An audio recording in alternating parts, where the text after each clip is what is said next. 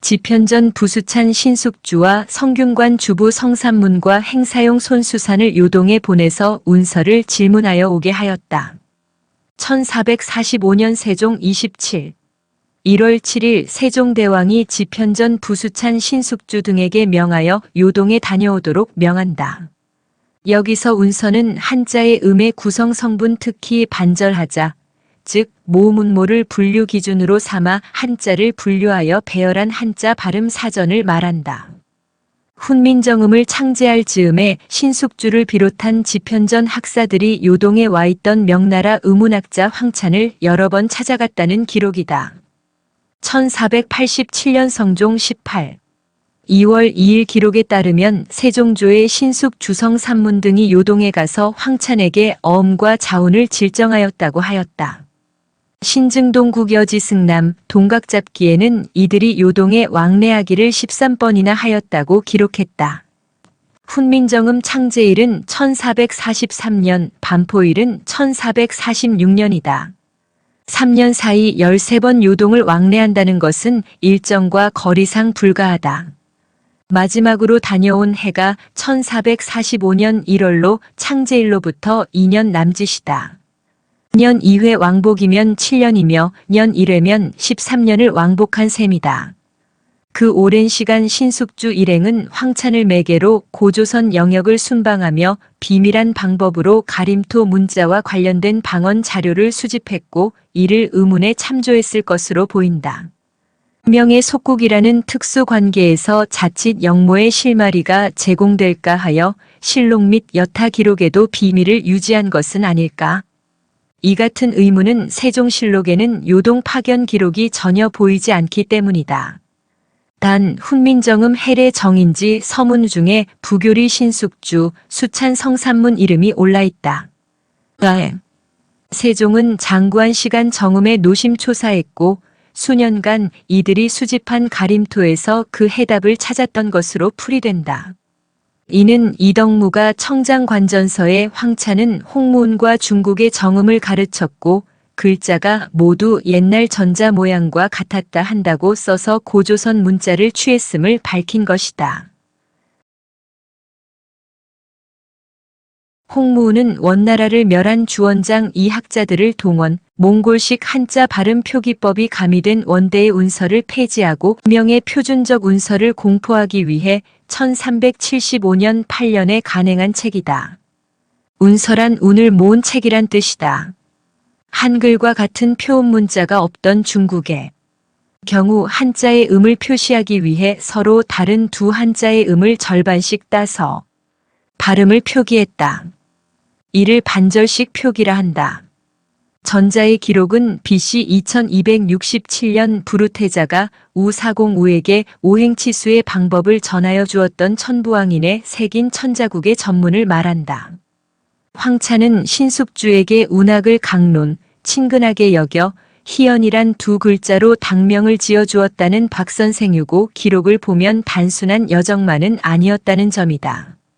훈민정음에 대해 김시습은 징심록에서 취본하였다라 했고 성현은 용제총화의 초종성 8자, 초성 8자, 중성 12자의 글자 모양은 인도 산스크리트어 글자를 본으로 했다. 라 하고 이익은 성호 사설에서 유희, 는엄문지에서 서로 몽골자 기원설을 주장했다. 여기서 부도지 8장을 참조해보자. 황궁씨가 오미의 변 이후 제족에게 분거할 것을 명한다.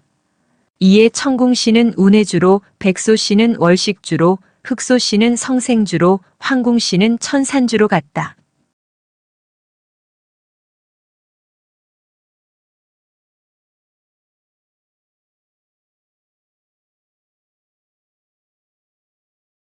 위 지역을 고찰해보자. 운해주는 파미르고원 티벳의 동쪽, 중원 지역이며 월식주는 달이 지는 곳, 파미르고원의 서쪽, 중군동 지역이다. 성생주는 별이 뜨는 곳, 파미르고원 티벳의 남쪽, 인도 및 동남아 지역이며 천산주는 파미르고원 티벳의 북동쪽, 천산 산맥 박격달봉 인근으로 추정된다. 위에서 논한 바 부도지 14장에 황궁씨가 마고의 계보를 닦아 그 족속을 밝히고 천부의 음에 준하여 그 어문을 정리했다. 고 한 대목에 따르면 하나로 된 어원을 약속한 후 사방으로 분거했을 것으로 보여진다. 이를 뒷받침하는 글이 삼성기에 기록되어 있다. 또 일컬어 파나류국이라 하고 그 영토가 넓어 남북이 5만 리오, 동서가 2만 여리이다. 라는 내용과 상통하기 때문이다. 편의 상 알타이어, 산스크리트어, 드라비다어, 몽골어, 토이기어, 고대 타밀어, 그리스어 및 라틴어 등으로 분화된 이들 상이한 언어들은 시원지 파미르로부터 파생되고 천추의 시간을 지나며 다양한 음성 변화를 겪어 자음 및 모음 체계들이 변화해 왔을 것으로 본다. 이들 어원이 원시 한국어의 조어라 주장하는 근거는 부도지에서 말한 BC 9000여 년 전 이미 어문을 정리했다는 기록으로 볼 때 이는 조선들의 역사 기록이 결코 허구가 아닌 사실적 상황이었음을 증빙한다. 이는 유전학을 전공한 한 의학자는 한국인이야말로 세계에서 가장 여러 인종이 모인 인종의 용광로라 했다. 호주 원주민 뮤탄트부터 네그로, 코카서스, 서역인, 동남아시아 등 178개 지역 사람의 유전인자가 한국인의 염기 서열에 포함되어 있다고 주장하는 이면에는 바로 이러한 혈연 관계가 그 근원이 아니었을까. 훈민정음에 대해 김시습 등 세 사람이 주장하는 각 지역의 기원설은 부도지가 적시한 제족의 최초 언어로서 어느 한 지역의 언어가 한국 언어의 뿌리라고 매김하기에는 무리라고 보기 때문이다. BC 2181년 제위 2년 가륵단군은 삼낭을보르객에 명하여 정음 38자를 만들게 하니 그것이 가림토라고 했다. 단기고사에는 3세 단군 가륵 제위 3년의 단군이 고글에게 명하여 국사를 편찬하게 하고 산수가림다라 이름 지었다고 했다. 아직 풍속이 하나 같지 않았다. 지방마다 말이 서로 다르고 형상으로 뜻을 나타내는 참글이 있다 해도 10집 사는 마을에도 말이 통하지 않는 경우가 많고 백리 되는 땅의 나라에서도 글을 서로 이해키 어려웠다. 이에 삼낭을보르객에 명하여 정음 38자를 만들어 이를 가림토라는 단군 세기의 기록은 부도지 12장의 내용과 동일하다. 단군 세기와 태백일사는 가림토와 가림다로 각기 표기되어 있다. 가림토는 분별하는 토대 즉 땅이라는 의미를 택해 토를 썼으며 가림다는 바다, 땅로 같은 뜻을 담았다. 태백일사 번안세 가상에는 를 왕토 즉 천자의 영토라 했다.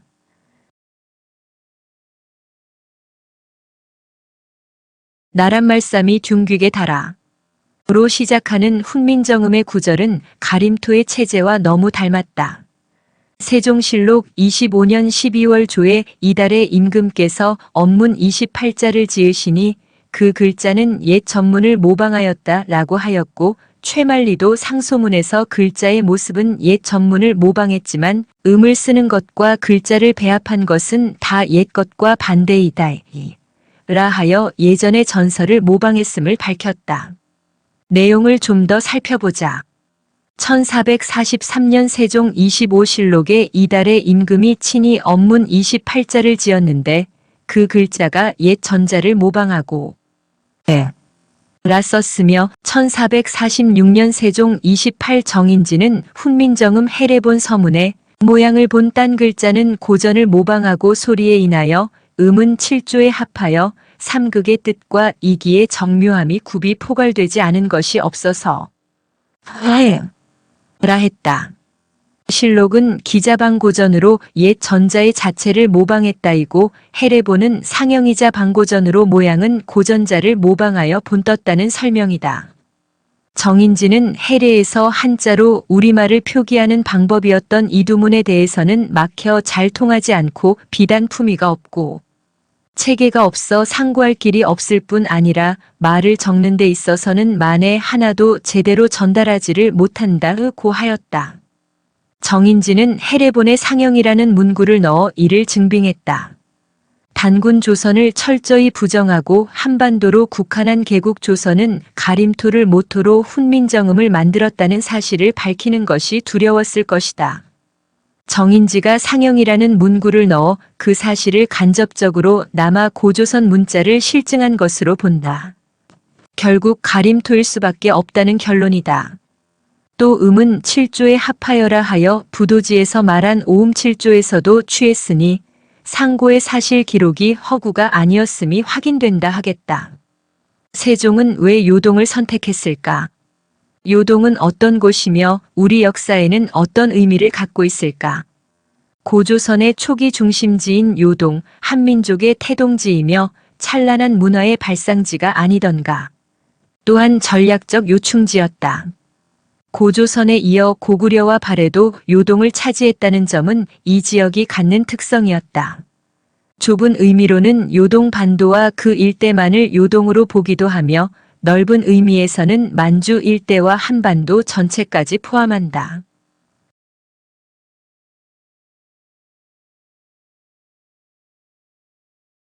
태백일사 신시본기에는 진영 6기를 인용, 한웅 천왕은 또다시 신지혁덕에게 명하여 문자를 만들게 하셨다. 경박호의 선춤령과 저 오소리 사이의 바깥쪽 암벽 사이에서 언젠가 조각이 있음을 발견하였는데 범자도 아니고 전자도 아니며 사람들이 알 수가 없는 것이라 했으니 이게 신지씨가 만든 옛 문자가 아닌지 모르겠다. 라 했다. 상고의 문자와 그 쓰임의 흐름을 신숙주 등을 통해 면밀히 조사했을 개연성을 본다. 이승휴는 제왕운기에서 요동에 따로 한 천지가 있으니 두드러져 중국과 구분되며 가운데 국경 여기가 조선 땅이라 이라하여 고조선의 영역을 명확히 했다.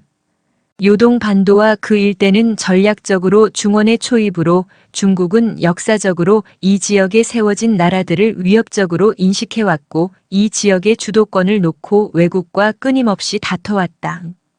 한의 고조선 정벌, 수당의 고구려 정벌, 요금과 송의 대립, 명의 요동 진출 등등. 한반도 역사에서 좁은 의미의 요동을 점령했던 시기는 고조선 고구려 발해 순이었고 발해 멸망 후 고려 공민왕 때 요동성을 점령한 이후로는 더 이상 요동을 차지한 시기는 없다. 사실 고구려 900여 년 역사 중 요동을 지배하기 시작한 것은 5세기 초부터 250년 정도 되는 시간 동안 요동을 지배했고 고조선도 연과 진에 의해 기원전 3세기에 요동에서 밀려났다. 발해가 요동 일부를 200여 년간 지배했으나 그 이후로는 우리 민족의 강역에서 벗어났다. 신숙주 등이 요동을 찾은 이유는 고조선의 의문을 채집하기 위한 여정으로 풀이된다. 위대한 조상들의 터전인 요동, 그곳에서 하늘의 소리에 귀 기울였을 가능성이다. 이들이 만난 황차는 누구인가? 1433년 명나라 진사등과록에 따르면 2명의 황찬이 등장한다. 동명이인으로 한자도 같다. 이들은 각각 1398년, 1402년생으로 두 사람 모두 정치인이며 진사 출신으로 표기되어 있다. 뒤에 황차는 1433년 합격한 바, 연대가 맞지 않는다. 앞선 황찬에 대한 죄상과 유배 기록은 찾지 못했다. 황찬이 여러 문헌에 등장한 바 부정할 수는 없겠으나 황찬을 매개로 한 기록은 가상이 아닐까 하는 의심이 든다. 요동은 고대 문명의 중심지이며 중원의 전략적 요충지로 결코 유배지로 삼기에는 불합리한 지역이기 때문이다. 사관들이 세종실록에 사실 기록을 배제한 이유가 아닐까? 위 해례본에서 고증한 모양을 본 딴 글자는 고전을 모방하고 상영이자 발고전이라는 문귀는 이들에 의해 확인된 사실적 묘사이기 때문이다. 다만 이 같은 사실들이 명에 발각될까봐 실록 기록을 의도적으로 감추었을 개연성이다. 또한 정의공주와 신미대사라는 두 인물을 대입 훈민정음 창제에 깊이 관여했을 가능성으로 만들어 명나라의 예봉을 피한 세종의 전략적, 정치적 고려가 아니었을까?